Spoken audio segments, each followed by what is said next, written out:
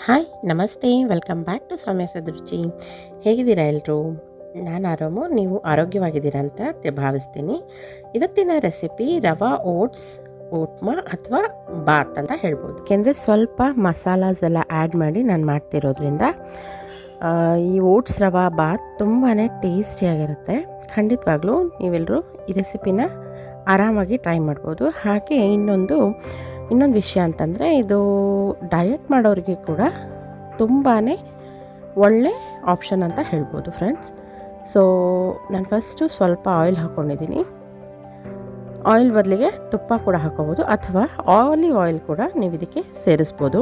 Next ಇದಕ್ಕೆ ನಾನು oil ಬಿಸಿ ಆದಮೇಲೆ ರೆಗ್ಯುಲರಾಗಿ ನಾವು ಒಗ್ಗರಣೆಗೆ ಹಾಕ್ತೀವಲ್ಲ, ಹಾಗೆ ಕಡಲೆಬೇಳೆ, ಉದ್ದಿನಬೇಳೆ, ಸಾಸಿವೆ, ಜೀರಿಗೆ ರ್ಯಾಂಡಮಾಗಿ ಹಾಕ್ಕೋಬೇಕಾಗತ್ತೆ. ಆಮೇಲೆ ಹಸಿರು ಮೆಣಸಿನ್ಕಾಯಿ ಮತ್ತು ಈರುಳ್ಳಿ ಹಾಕ್ಕೊಂಡು ಫ್ರೈ ಮಾಡ್ಕೋಬೇಕು.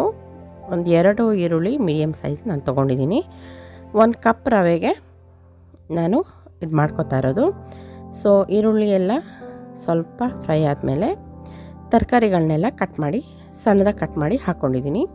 ಆ್ಯಸ್ ಯೂಶ್ವಲ್ ಉಪ್ಪಿಟ್ಟಿಗೆ ಹಾಕ್ಕೊಂಡು ಹಾಗೆಯೇ ಸ್ವಲ್ಪ ಉಪ್ಪು ಹಾಕೋತಾ ಇದ್ದೀನಿ.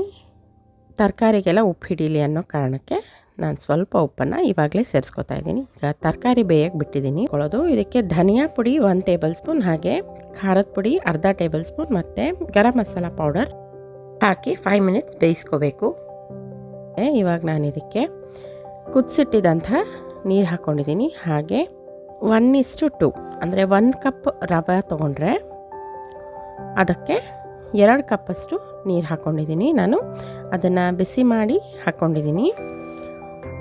ಬೇಗ ಉಪ್ಪಿಟ್ಟು ಆಗಿಬಿಡುತ್ತೆ, ಒಂದು 5 ಮಿನಿಟ್ಸ್ಗೆಲ್ಲ ಆಗಿಬಿಡುತ್ತೆ ಅನ್ನೋ ಕಾರಣಕ್ಕೋಸ್ಕರ ನಾನು ರವಾ ಓಟ್ಸ್ ಮಿಕ್ಸ್ನ ರೆಡಿ ಮಾಡಿ ಇಟ್ಕೊಂಡಿದ್ದೀನಿ. ಇದು ಹೇಗೆ ಮಾಡೋದು ಅಂತಂದರೆ, 1 ಕಪ್ ರವೆಗೆ 1 ಕಪ್ ಓಟ್ಸು ಈಕ್ವಲ್ ಕ್ವಾಂಟಿಟಿಯಲ್ಲಿ ಹುರಿದುಬಿಟ್ಟು ಸ್ವಲ್ಪ ಮಿಕ್ಸಿಯಲ್ಲಿ 1 ರೌಂಡ್ ಆಡಿಸಿದ್ರೆ ಓಟ್ಸ್ ರವಾ ಮಿಕ್ಸ್ ರೆಡಿ ಆಗುತ್ತೆ.